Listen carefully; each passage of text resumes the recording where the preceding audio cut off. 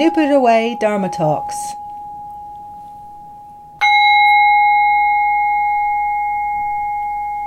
Talk 3, 10th of June 2012.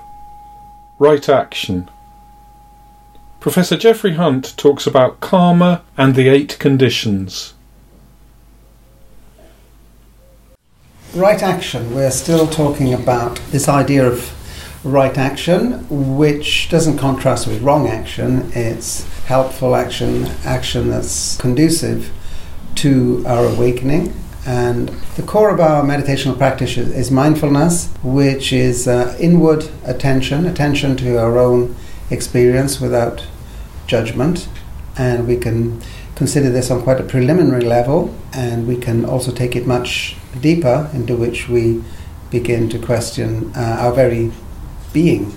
At this point, we are thinking in terms of action and reaction. That is our conduct, our behavior, our relationships, how we act upon the world as though the world was something out there, completely separate from us.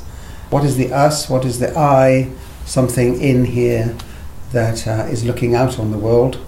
So we divide the world into two, which is a very fundamental delusion, what the Buddha sometimes calls the root delusion, this separation.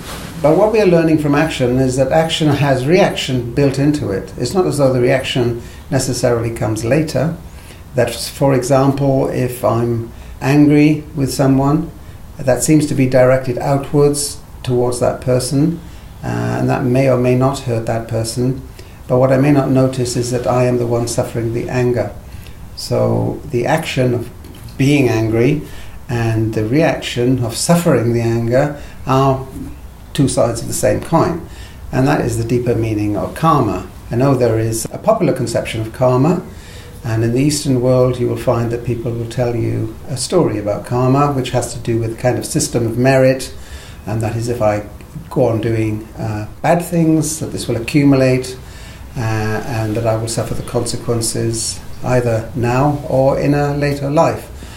And if I do good things, that will also accumulate, and the benefit to me now or later is that I will have a better life, or I will come back at a higher plane of human existence. This is a literalistic understanding of karma. There's nothing essentially wrong with it, and in spiritual teachings what generally happens is that a particular teaching is turned into something as a kind of literalistic picture or a story, a narrative. We see this happening all the time, and if you go to most countries which are considered Buddhist countries, you will find that notion of karma. I think it's a kind of entry-level understanding into karma, and it's one which the Western mind usually struggles with, this idea that there are different planes of existence and that you come back at a higher or lower level according to your behavior.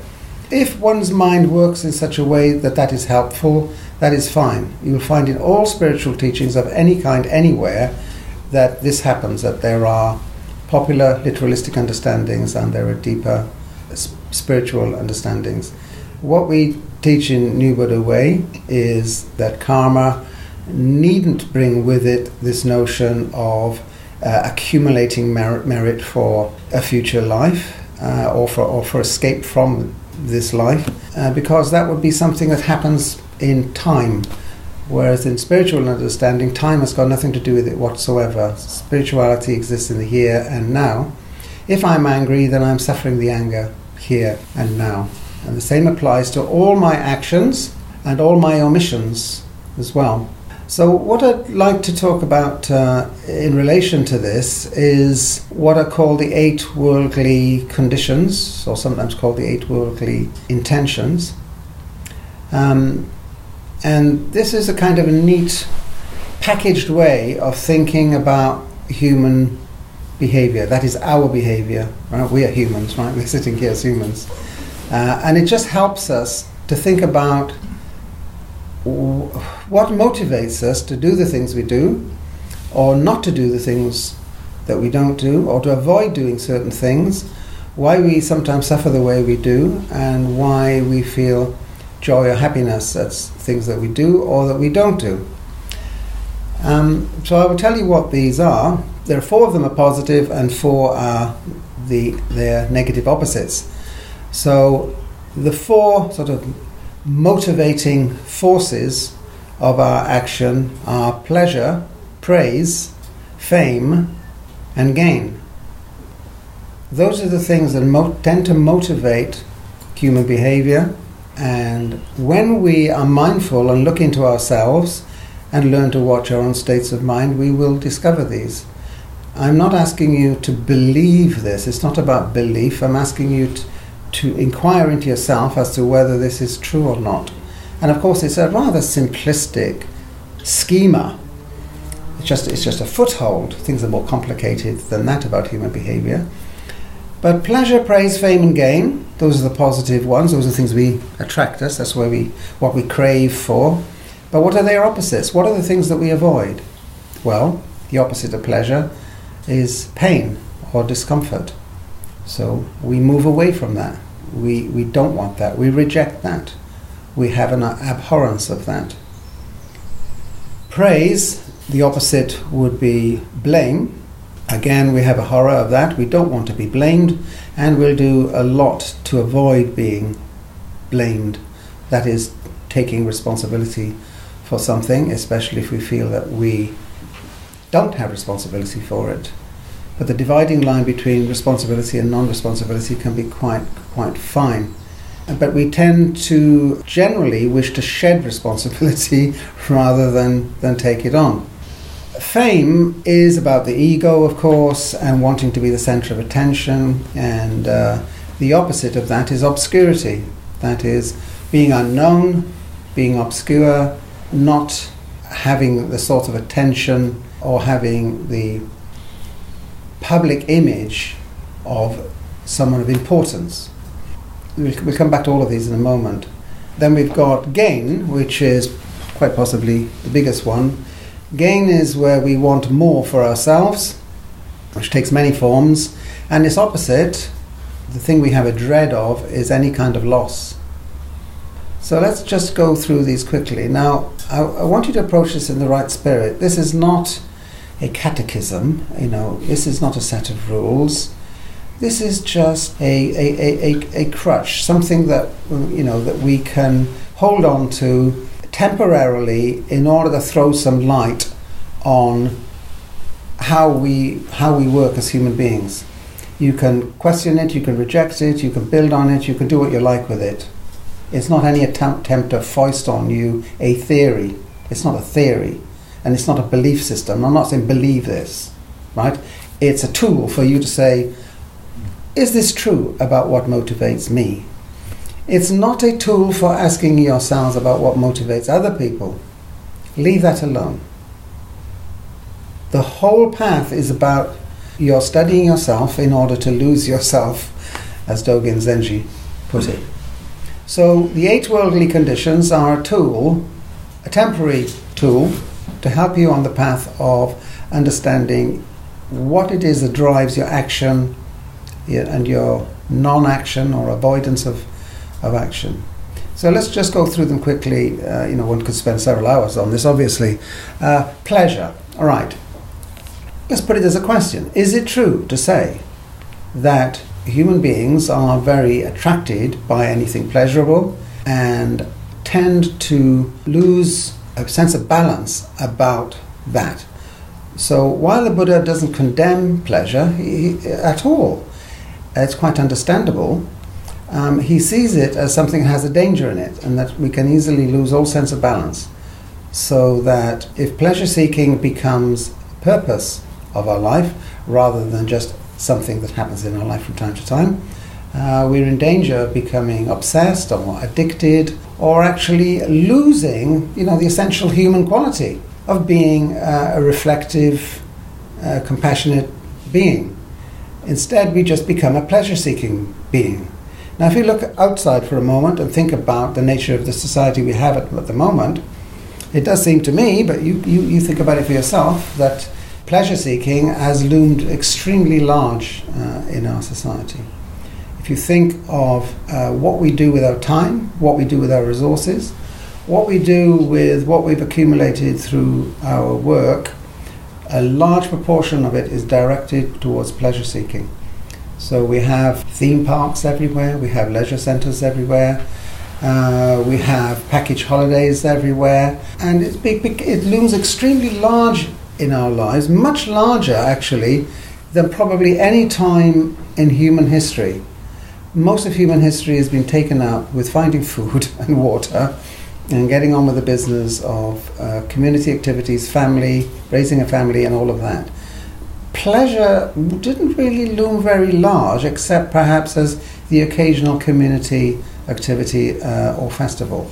Now we live in a society in which pleasure is put to one side as the special thing and the special goal of our activity. What do we mean by pleasure? Well, there's all kinds of pleasure, isn't there? There's the pleasure of eating food, sexual pleasure. Do we have an obsession with pleasure seeking in our society? Now, again, this might sound it might sound moralistic, but I have to emphasize that the Buddha is not saying that pleasure is something bad. It's perfectly understandable.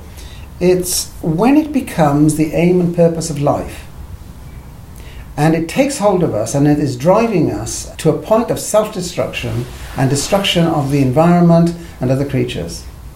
And I think if we are familiar with the facts, this does in fact seem to be the case. But I'm quite open to disagreement on this. It's a question. The opposite of pleasure is pain and discomfort. Now there are societies, to simplify, there are societies in which pain and discomfort are expected. They're part of life and they're not seen as something that you can completely eliminate. In the Western world, we've come round to the view that with our marvellous science and technology, we can eradicate all suffering, all pain, all discomfort, old age, and even death itself. There was a whole issue of Scientific American devoted to the question of aging and whether we could, biologically, with the help of technology, live forever. To me, there seems to be something awfully muddled about that idea from several different points of view. We won't go to it in detail. It's the way of thinking that I'm concerned about, is that we have a horror of any kind of loss. So we have, our religion has become science and technology.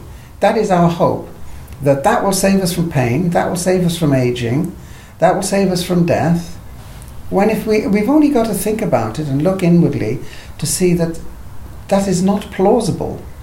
And in fact, if we pursue what is implausible, we cause more pain and suffering for ourselves. If you live in a society in which death is accepted, you'll find that things are quite different. People are more comfortable with death, they celebrate death, they have ways of dealing with that, they have a sense of continuity, of connection with previous generations and with their grandchildren, their great-grandchildren. We tend to have lost that in the West. We want things to be perfect. We want to have a perfect partner, a perfect body, a perfect baby, everything perfect, and technology promises this to us. If this is not plausible, then how much damage are we doing in pursuing these ideals which are not fulfillable? You know, the Buddha says, look, let's get the balance here with the pleasure and loss thing. If we can get some balance in there, then we are actually in a good position to understand the spiritual life, if you like. If we have a fear of death, then we are living in suffering. If you have a spiritual understanding, you lose your fear of death, so there is no problem, there is nothing to suffer from. But we have so little spiritual understanding in the Western world that we fear death, and we think we can eliminate it. We cannot eliminate it. It should be obvious and quite unnecessary to say so. But if we have a deeper spiritual understanding, we see that there is in fact nothing to fear. But it's very difficult to come around to see that. So there you go with pleasure and pain. And of course with us in the Western world now, it's not just about pain, physical pain. We don't like discomfort, do we? Of any kind, really. You know, the car should be as comfortable as possible, shouldn't it, really? Even the toothbrush should be as comfortable as possible. It should really work by itself. I mean, why should I have to move my hand up and down? You know, this is really quite uncomfortable, isn't it? Okay, so then the next one is praise and blame. We would all like to be praised, and we tend to become pretty dysfunctional when we're all blaming each other. And you see this in large organisations very often. It's often said that our NHS, our National Health Service, is riddled with blame. A lot of our public sector organisations seem to be riddled with blame and bullying. What's going on there? Now, again, look inwards. Am I seeking praise? Do I want a pat on the head? Why? Why am I avoiding blame? Why do I push blame onto someone? What is going on with me? It's a question about me. With all of the 8 worldly conditions, it all boils down to one thing. My ego. My ego wants to be massaged, hence pleasure. My ego wants to protect itself, hence it's afraid of loss, and so on. All of it comes back to ego. So my ego wants a pat on the head. My ego doesn't want to be blamed because that's damage to my ego. Okay? Yes, the essence of all spiritual teaching is to subdue, let go of the ego and sense your interdependence with everything. Then there's fame and obscurity. Fame would seem to be quite closely connected with praise, but its opposite is something different. It's wanting to be somebody. We in the Western world, we can put on our television sets and we can watch programs like The X Factor, American Idol, Apprentice, and you just see what's going on there and ask yourself, why is it so fascinating to us?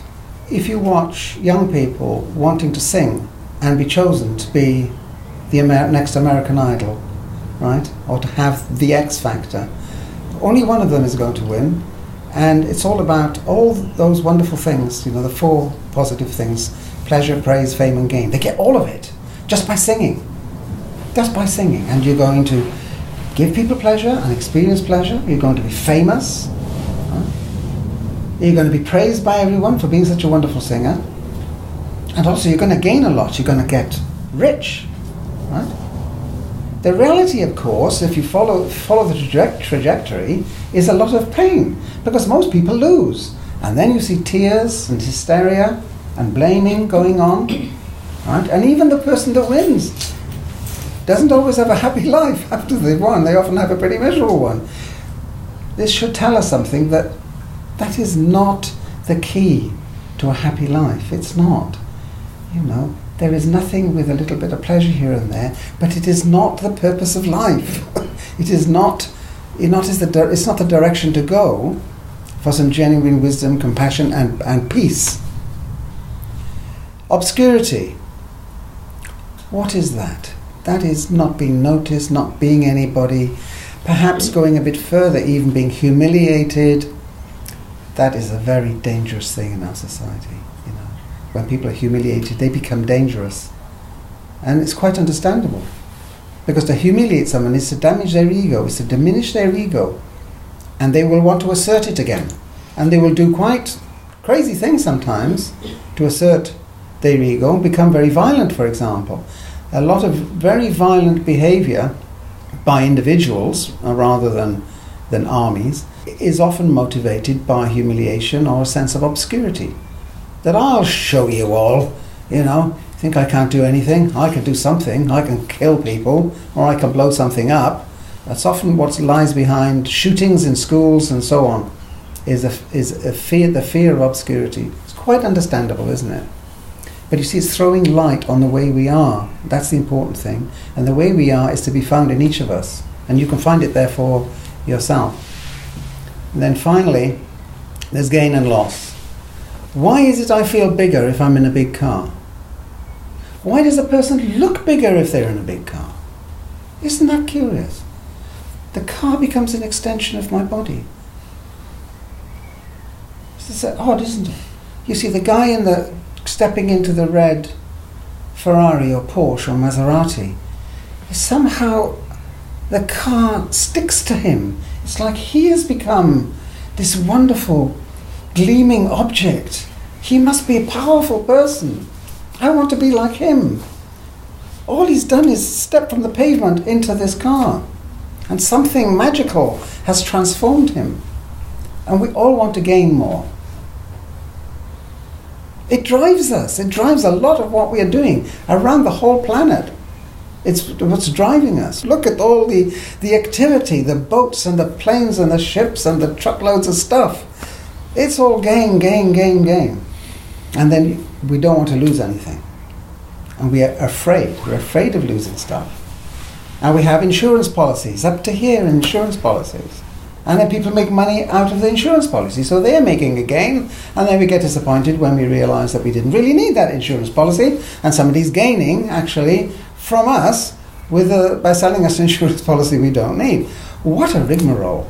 Can we just stand back a little bit from this merry-go-round of madness and recapture our humanity? That's what the Buddha is asking. He's not telling you to do anything. He's saying if you look into yourself, you'll probably find these things. If you don't find them, okay, we'll just let go of that whole viewpoint. He's suggesting that if you do look, then that's what you're going to find. But it's really up to you as to how far you can become aware of those motivations, those intentions, those human conditions. And in becoming aware of them, how far can we ameliorate them, soften them, and take on a different path in life, which would be wiser, which would be more tranquil, which would be less destructive to ourselves, to others, and also to the environment. We are now quite willing to destroy the entire planet in the pursuit of our cravings. We're pretty much completed that task, I think. We've got to draw back. We've got to draw back, and we need a new understanding in order to do that drawing back. Otherwise, what happens is that we feel very demoralized. We begin to see what damage we've done and how unhappy we are, and then we begin to think, we human beings, we are hopeless, And I've heard this said, and you can't expect anything better from us. That is not true.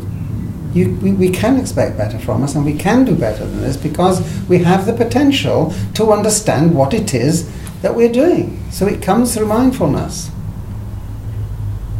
So the hope is that through mindfulness we begin to understand ourselves and what drives us, and we can lead more wise, compassionate, peaceful lives in which have a true appreciation of just being here at all. True sense of gratitude just for being here at all. I'll stop there. That's what the 8 worldly conditions are about.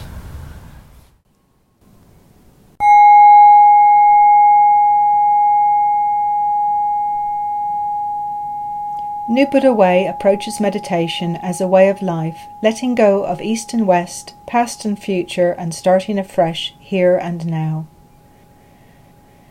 To find out more, visit www.newbuddhaway.org.